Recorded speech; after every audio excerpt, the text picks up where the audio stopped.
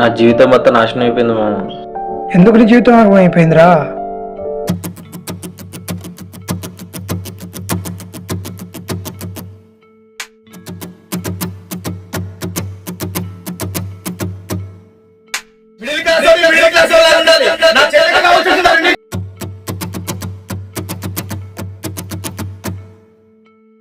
వింటున్నావారా? చెప్పురా.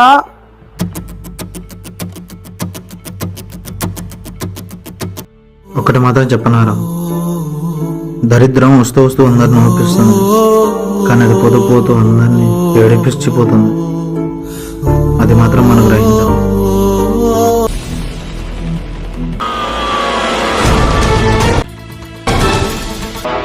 అరే మా చెల్లెని వదిలేయి, నీకు ఎంత డబ్బు కావాలంటే అంత డబ్బు ఇస్తా. ఈ పేదోడు ప్రేమ డబ్బుతో పనిలేదు.